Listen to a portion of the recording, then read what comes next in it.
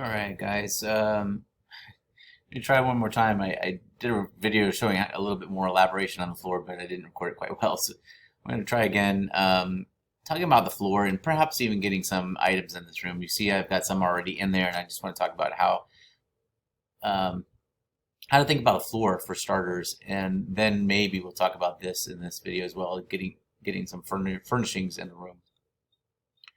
As far as the floor goes, the first thing I want you to notice, I've already got a floor in there, and then I'll show you how I did it, is that the rocks feel naturally in the room, mainly because of the fact that they overlap the sides of the walls.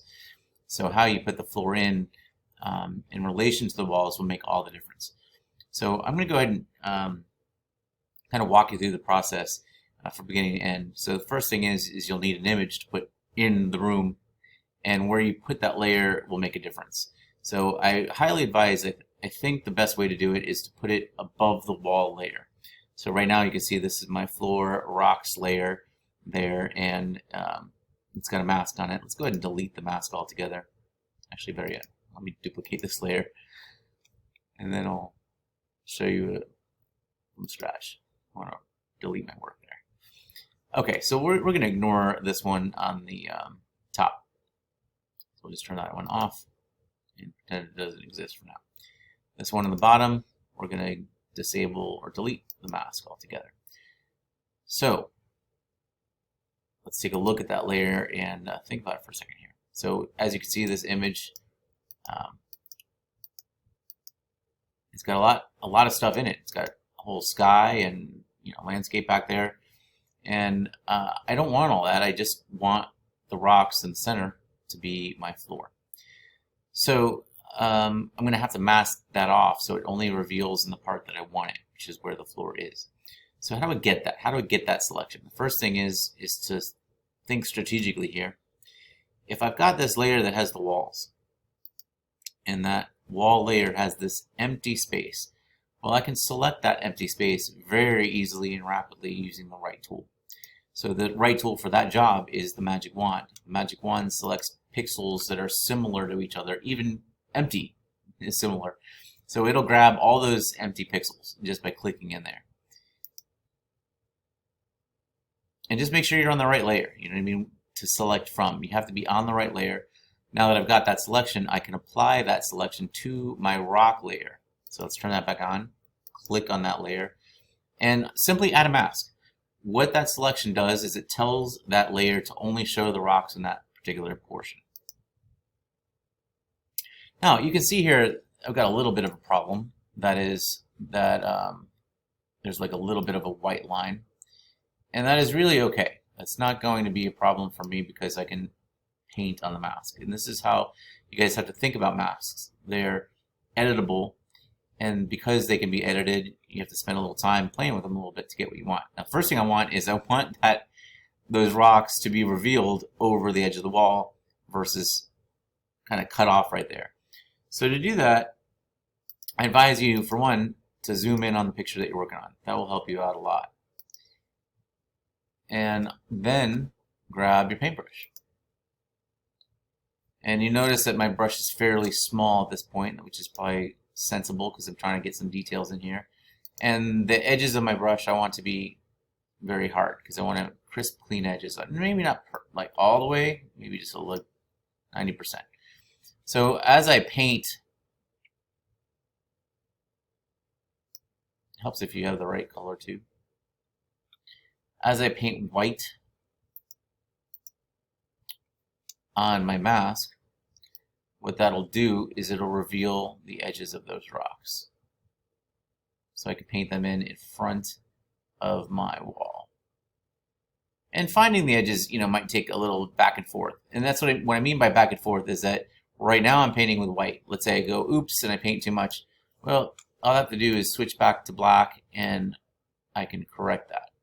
So, there's no messing up really on a mask. You can paint it black, paint it white, reveal or hide as much as you like. Whatever is painted white on that mask will show the rocks. Whatever is painted black on that mask will hide them. Will make the rocks transparent. And it'd probably be helpful if I kind of got rid of this table. It's in the way at the moment. So you can see what I'm doing. Just be mindful too, when you click off, let's say I click on another layer and I click back on to this rocks layer, notice that it selects the picture.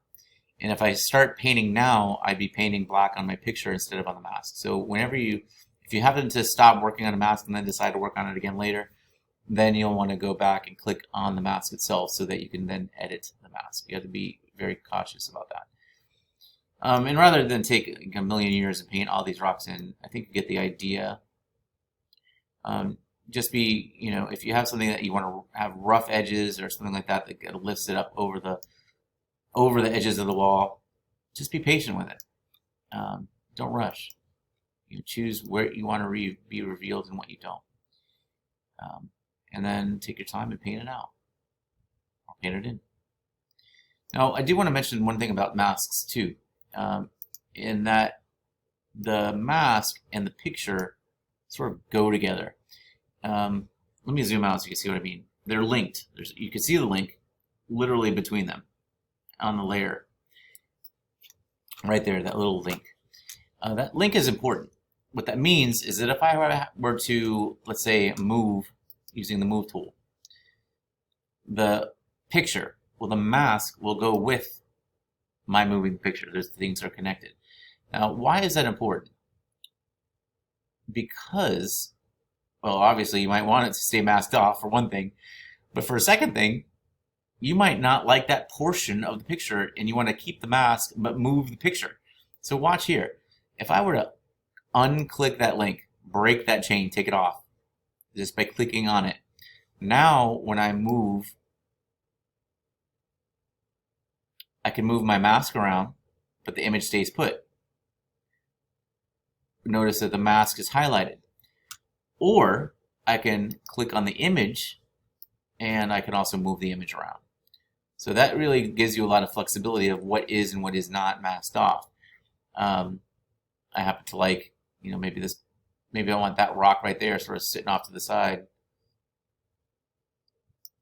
And I can I can stretch this out. I can move it around however I like. I really have a lot of flexibility. So it's kind of, maybe I might even like push that one rock up in front of the top edge. That kind of looks like it could be cool. I like the idea of having that one big rock poking in front. So now I would go back and click on my mask, grab my paintbrush, and I'm already on white. So this big giant rock, I could paint that in as if it were in front of my entire wall. And I would just have to sort of go back and clean up the edges. And kind of here's a piece of advice for you. Paint in a little bit more than what you want at first. So as I come across the edges here, I could be sort of rapid and heavy-handed and find the rocks using the white paint. And then I can go back and with black and find the edges easier actually after the fact. So something like that would work pretty well for me. So I hope that helps you in terms of how to get your floor in there. Another thing I want to mention too about the floor is making it feel like the lighting fits the room too. I think would be a good idea. What do I mean by that? Well, this image actually kind of looks nice in terms of its relation. It's kind of got a yellow lighting on it, and the floor's got some yellowness to it. It seems to me that I might tint that and give it sort of like a purplish hue to match my room even better. The way to do that, there's a couple ways you could do it. Way number one would be to add an adjustment layer. Way number two would be to adjust the image itself using image adjustments. It's kind of the same thing. What's the difference? Well, I don't know if it really matters, but one way would put the adjustment layer above the layer, and sometimes that could be a problem because you end up with a ton of layers. But let's do that.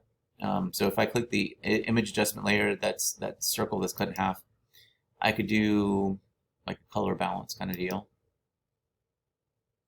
And now what that's going to do is affect every single layer that's below that. So if I don't want to affect every layer that's below that, then what I would do is right click and make a clipping mask.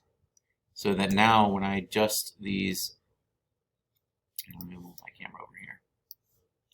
When I adjust these colors,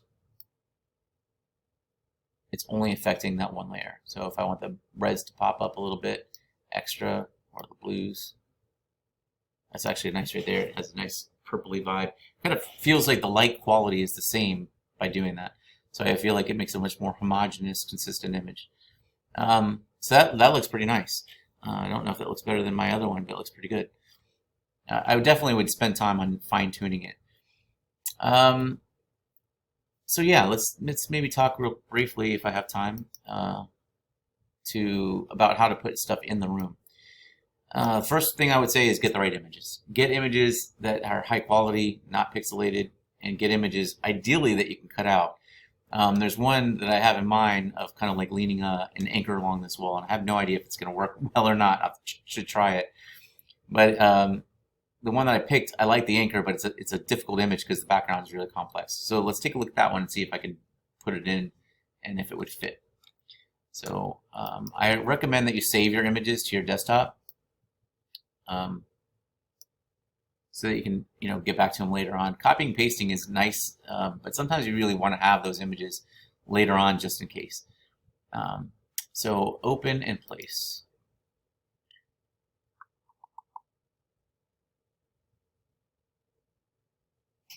That looks pretty good.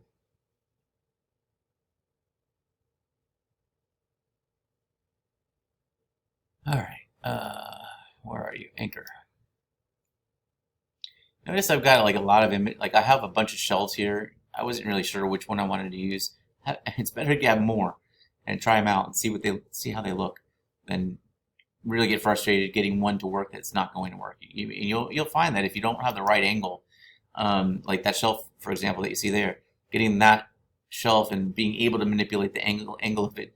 I used free transform and then the perspective option to sort of angle the shelf a little bit better. Anyway, let's talk about this anchor. Let's see what I can do. Let's make it bigger first of all. I kind of wanted a big, hefty anchor, just kind of leaning on the wall. And let's turn those other layers off. Where's my anchor?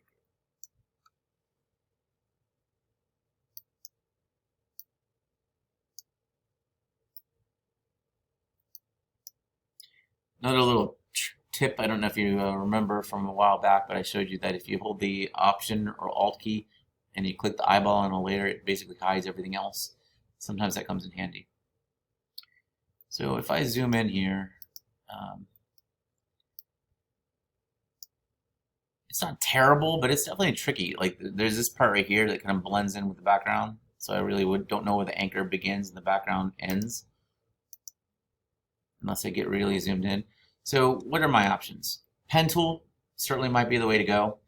I can also switch back and forth a little bit between different tools, I believe. Notice that the L is the shortcut for the lasso tool. I think if this works like Photoshop, then it might let you cycle through one type of lasso to the other by hitting the L key. So for example, if I'm using the regular lasso to sort of trace around these rough edges, that might be best. But then, will it let me switch? No. That's a bummer. Photoshop lets you kind of cycle through them. That's okay. The trick here is being patient. Really being patient. I kind of want that little green bit like it's moss or something. And here's a little trick that I use sometimes. Rather than trying to like lasso this whole gosh darn anchor, instead, I'll just grab little bits of it at a time. I find that sometimes that really works out. So I'll grab that bit, and then I'll simply add to my selection using that button at the top. So I can do it piece by piece. And I don't really mind if my hand is a little shaky here because it's a rusty anchor, for crying out loud. It doesn't really matter if my selection is not as precise. And I think that makes